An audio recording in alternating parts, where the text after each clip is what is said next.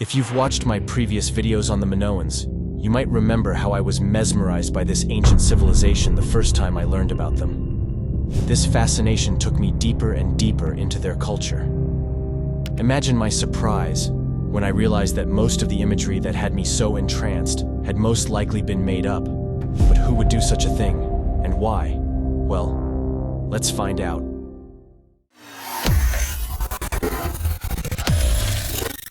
To fully understand the story, you need to have seen my previous videos about Troy and the Minotaur.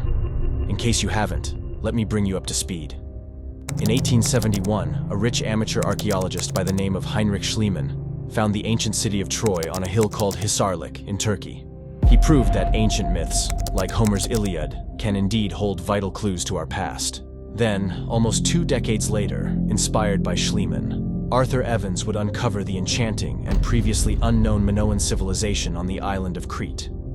The Minoans were bull worshippers, but among the strange artifacts mostly revolving around bull imagery, there was a curious statue, later dubbed the Snake Goddess. Another important factor is that Evans became enthralled by the Minoans and decided to completely restore the ancient palace of Knossos. His vision was to have it shine as it did 3.5 millennia ago, as the amazing Minoan citadels and frescoes slowly came back to life. Another famous Minoan city was unearthed in Crete soon after, the city of Phaistos. The archaeologist in charge of that dig was an Italian named Luigi Pernier.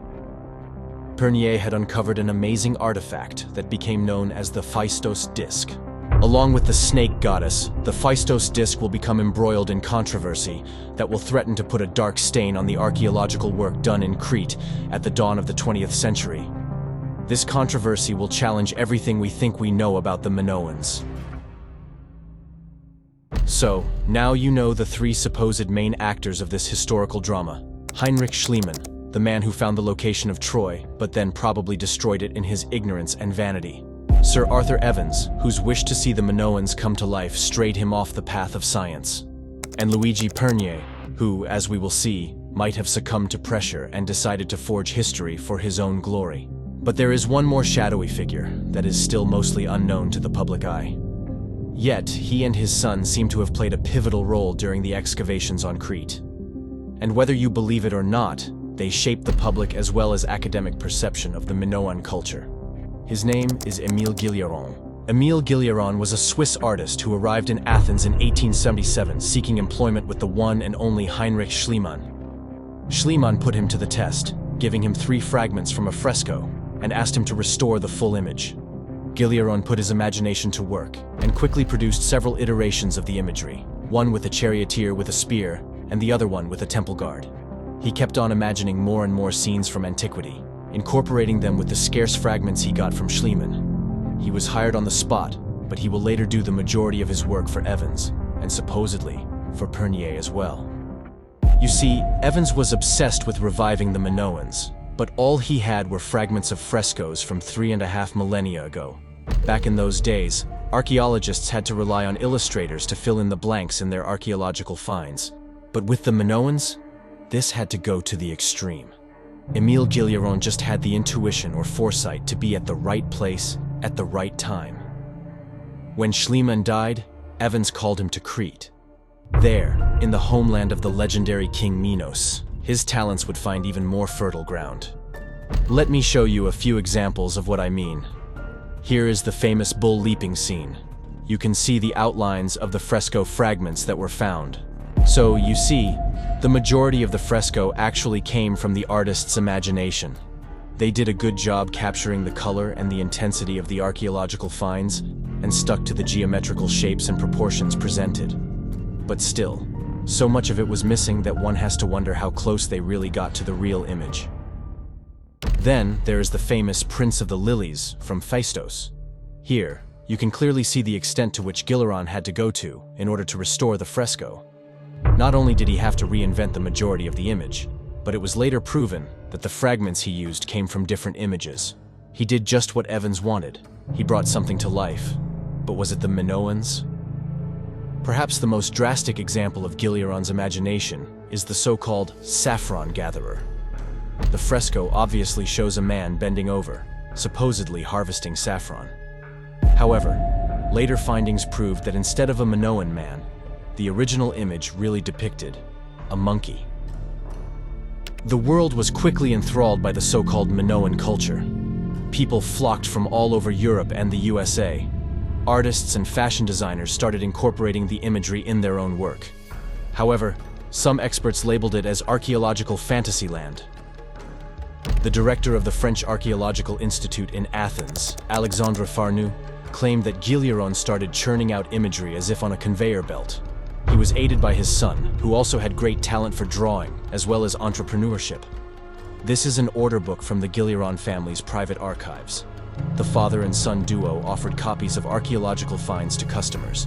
They would show photographs of the original, restored pieces, and also note important information such as the size, location of the find, name of the archaeologist in charge, as well as the price of the copy. The good thing about this book is that it detailed all the important findings that the Guillerons were working on. And, not surprisingly, they found plenty of customers from all over the world. As for Evans, he became consumed by his fondness for the Minoans. All artifacts found that were not Minoan were just discarded, similar to how Schliemann ran through Troy. He arbitrarily gives names to artifacts and locations. Remember when he found the throne room of King Minos? Well, there's no proof Minos ever existed, nor what this room was used for. While Evans was enthusiastically reviving his vision of the Minoans, Luigi Pernier had much bigger obstacles to tackle in his excavation in the south of Crete. Most of the sites there were in remote valleys, requiring excellent climbing skills from the archaeologists. Even today, the rugged mountains keep revealing new and exciting finds. Pernier's efforts were mostly focused on Phaistos, and that is where one of the most controversial artifacts was supposedly discovered, the so-called Phaistos disc. Dr. Alessandro Greco, an Italian archaeologist, explains the circumstances at the time. Greece had just achieved independence from Turkey.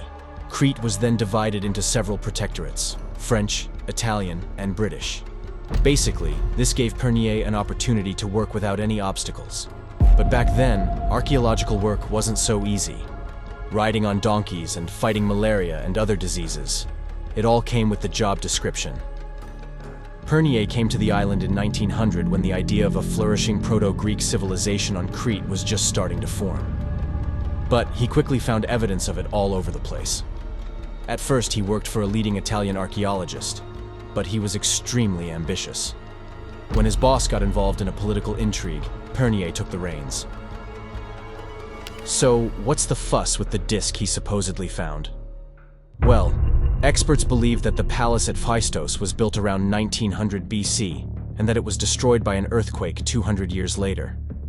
Pernier's explanation was that, during this destruction, a clay disc was buried in the rubble, along with a host of other artifacts. The disc had strange engravings on it, and would become the center of major controversy. You see, Pernier was convinced the disc was located on the upper floor of the palace, with other important artifacts. But many wondered, how would an artifact made of clay survive such destruction and not be damaged? According to Jerome Eisenberg, an expert in studying forgeries, there are several red flags with the Phaistos disc. Most obviously, the edges are very sharp, which is almost never the case with ancient objects. Then there's the fact that it was evenly burned. You see, clay tablets were not burned intentionally. The ones that were preserved were burned by accident, such as fire, so they are usually unevenly burned. But not this disc. Eisenberg says that 2-3 discrepancies are okay, but when you have 9 or more, it's a clear cause for alarm bells to start ringing. If he is right, either Pernier deliberately forged the artifact, or he was duped by someone who had to be present at the excavation. Some experts believe that Pernier would not jeopardize his career and reputation over a single artifact when he had already discovered so many others. However, there are those who think that there is one unrelated artifact that could have inspired Pernier to create the Phaistos disc. In truth, it bears a striking similarity to the so-called Magliano disc found in Italy. It is the earliest artifact ever found that contains writing in the Etruscan language. It is held in the Archaeological Museum in Florence. And guess who used to work there as an antiques inspector? Yep, old Pernier himself. So he would have had ample time to inspect the Magliano disc and later create something similar. The only problem is that the disc found in Italy originated 1,000 years after the fire at Phaistos. The Phaistos disc is now held in the Archaeological Museum of Heraklion. It is stated as being 3,600 years old, and that it contains prayers, a record of battles, or perhaps an archive register.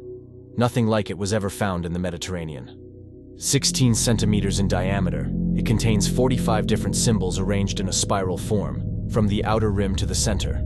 There are a total of 242 stamped impressions. While some linguistic experts claim we might be close to deciphering the disc, skeptics keep finding red flags, like symbols that first appeared in the Roman era, 1,500 years later. So someone had to do some serious forging. Although the spiral looks like a child had drawn it, the imprints were done with seals that require sophisticated craftsmanship. It was said that Gilieron was present at the time the disc was discovered, and that Pernier was not, that he was probably taking a nap. Imagine that. Your esteemed career as an archaeologist potentially goes down the drain because someone planted a fake artifact while you were taking a nap. Well, I guess weirder things have happened. But what do you think? Did Pernier forge the disc? Was it Gilieron, or is the disc in fact real? If you think the Gilierons lack the craftsmanship, you can visit the Humboldt University in Berlin. The Winkelmann Institute is the proud owner of several of Gilieron's copies, including the throne of Minos. Speaking of other artifacts, do you remember the enchanting snake goddess? Well, the goddess has recently fallen from her throne. Modern tests have shown that the ivory used to create her dates 1450 AD instead of BC. So the ivory that was tested, if not a corrupt sample, is far too recent to be ancient Minoan ivory. So who do you think made her? Well, it would have to be someone who is very familiar with the archaeological material. I believe that the father-son team, the Giraud, who worked for Evans and had a very profitable business in making replicas, were well positioned to create forgeries like this. So, apparently, there are obvious forgeries, and then there are the not-so-obvious ones. For example, a recently discovered sacrificial bowl seems to depict the same symbols found on the Phaistos disc. Could it be that the disc is in fact real? Skeptics like Eisenberg will keep claiming it is fake. Researchers like Owens will keep struggling to decipher it. In this modern age, all manner of artifacts are being tested for forgeries, including the famous bust of Nefertiti and the Nebra sky disc. Some of them will end up being vindicated, others will not. The question is, does it really matter?